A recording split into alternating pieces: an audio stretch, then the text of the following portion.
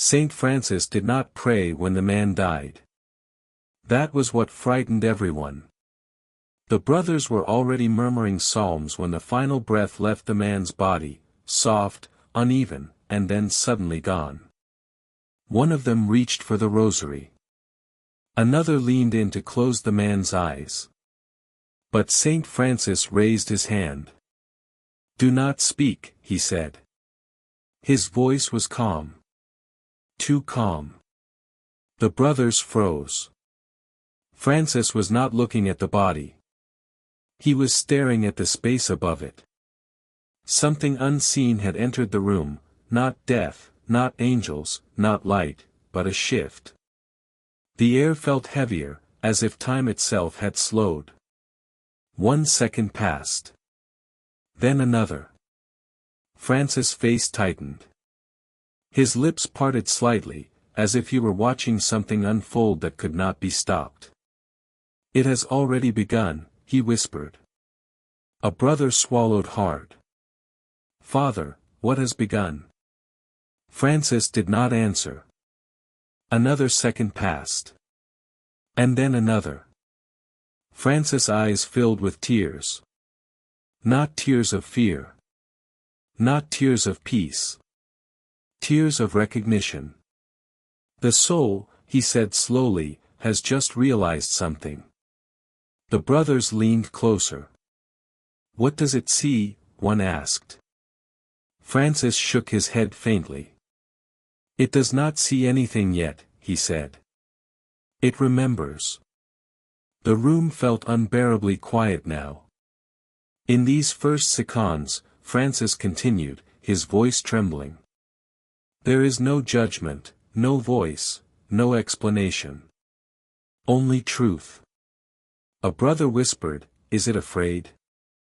Francis closed his eyes. "No," he said. "It is awake." No one moved. Because Francis was still watching. And whatever he was witnessing was happening right now, in the unseen space where the soul stands alone for the first time, before mercy, before judgment, before it is allowed to turn back. Francis lowered his head. "Pray," he said quietly. "Because what happens next? The soul does not expect." The next seconds passed differently. Not like time. Like weight. Saint Francis felt it before he understood it, the way the air pressed inward, the way the silence thickened, as if the room itself had stopped breathing. "The soul is standing still," he said quietly. No one asked how he knew. The brothers could see it on his face. "It is not moving forward," Francis continued, his eyes fixed on the unseen. "And it is not being pulled back." Another second passed. Then another. "In life," Francis said slowly, "the soul is always distracted. Pulled by hunger, fear, plans, noise."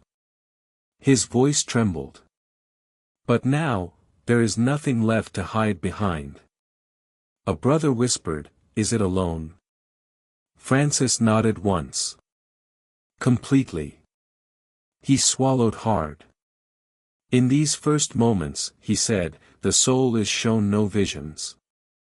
It hears no words. It is not accused." "Then why is it afraid?" someone asked. Francis' hands tightened in his robe. "Because it suddenly understands," he said, "that it cannot explain itself anymore." The body lay motionless on the bed. But something unseen shifted. Francis inhaled sharply. "It is remembering," he said. "Not memories as scenes. Not moments as stories. But as truth. The things it meant to do," Francis whispered, "are separating from the things it actually became." A brother stepped closer, his voice barely sound. "Does it see its sins?" Francis shook his head. "No," he said. "It sees its delays." The room felt colder. The moments when it felt the pull, and waited. Francis' eyes glistened. The times it said later, and never returned. Silence stretched. Then Francis flinched. Just slightly. The soul is trying to speak, he said. But there are no words here. A brother covered his mouth. What happens now? He asked. Francis hesitated.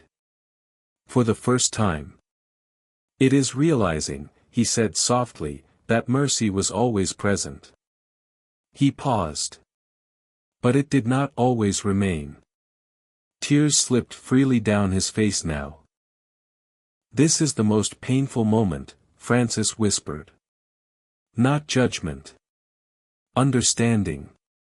The brothers stood frozen. Does the soul know where it is going? One asked. Francis closed his eyes. Yes. And does it know why? Francis nodded. Yes. The room remained unbearably still. And then, something changed. Not dramatically.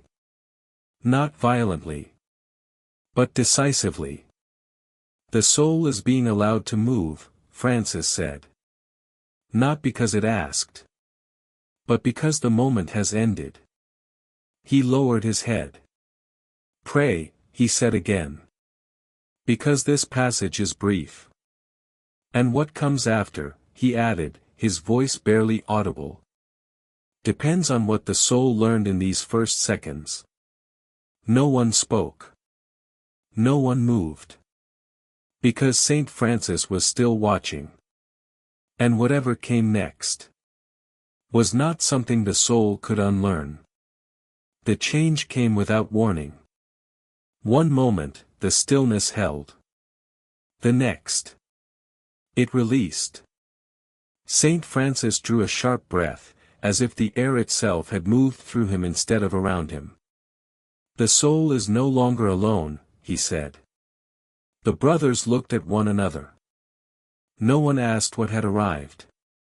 Francis' eyes were wide now, not in fear, but in reverence mixed with something harder to name. There is a presence, he whispered. Not approaching. Not descending. It has always been there. A brother dared to ask, an angel? Francis shook his head slowly. No, he said. Something closer. Another second passed. Then Francis' shoulders sagged, as if a great weight had settled and been lifted at the same time. The soul is being measured, he said. Not by deeds, he added quickly. Not yet. By direction. The word hung in the air. In life, Francis continued, the soul moves in many directions at once. Toward God, away from him, back again. His voice grew quieter. But now, it moves only one way. The brothers felt their hearts race. Which way? One asked. Francis did not answer immediately. Instead, he said, the soul understands now that it has already been leaning. Another pause. This is why these seconds matter, Francis said. They do not decide the soul. They reveal it. A tear fell from his chin onto his robe. The soul is not being pushed, he said. It is being allowed. One of the brothers whispered, allowed to go where? Francis closed his eyes. To what it loved most, he said. The words landed heavily. The soul is moving, Francis continued. Not quickly. Not forcefully. But willingly. A brother's voice shook. Can it stop? Francis' answer came without hesitation. No. Because this movement began long before death. The room seemed to darken, though no light had changed. There is no argument here, Francis said. No bargaining. No defense. Only agreement. He bowed his head. This, he said, is why repentance feels urgent when it is offered. Because after these seconds, he added, the soul no longer debates the truth. The brothers stood motionless as Francis watched the unseen passage complete itself. Then it was over. The weight lifted. The air loosened. Time returned. Francis swayed slightly, catching himself against the edge of the bed. One of the brothers reached for him, but Francis steadied himself. It has gone, he said. Gone where? Someone asked. Francis looked at the body once more. Then away. That is not what frightens me, he said softly. What frightens me, he continued, is how familiar the moment was. The brothers waited. It looked, Francis said, his voice barely audible, like a continuation, not a surprise. No one spoke. Because they understood what he meant. From that night on, Francis never spoke lightly of death. He spoke instead of direction. Ask yourself, he would tell the people. Not what you believe, but where you are already leaning. Because when the soul is finally allowed to move, he warned quietly, it does not choose a new love. It follows the one it practiced. And whenever he said these words, Francis paused. Long enough for silence to do what words could not. Francis did not sleep that night. He remained seated beside the empty bed long after the brothers had withdrawn, long after the candles had burned low.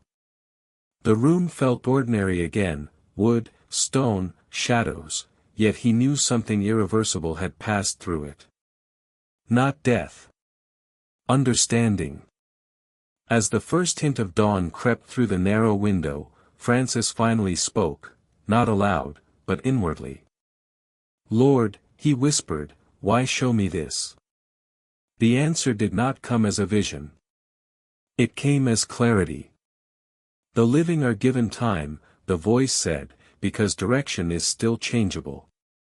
Francis closed his eyes. In those first seconds, the voice continued, the soul does not begin its journey. It confirms it. Francis felt the truth settle deep within him. So life, he said slowly, is not about choosing at the end. No, the voice replied. It is about practicing before the end arrives. Francis thought of the soul he had just witnessed, how natural the movement had been, how unforced. How familiar. That is why death feels sudden, the voice said. But the direction rarely is. Francis bowed his head. And that is why time is mercy, the voice continued. Because while you live, you can still lean differently. The light in the room grew warmer as morning fully arrived. Francis understood then why the vision had not shown him judgment, or fire, or glory. Those things come later. What mattered most happened first. When the soul stood awake and alone. And discovered it was already becoming something. From that day on, Francis spoke differently to the people. He did not threaten them with hell. He did not comfort them with vague promises of heaven. He asked them one quiet question. Which way are you leaning, when no one is watching? He told them that prayer shapes direction. That small obediences train the heart.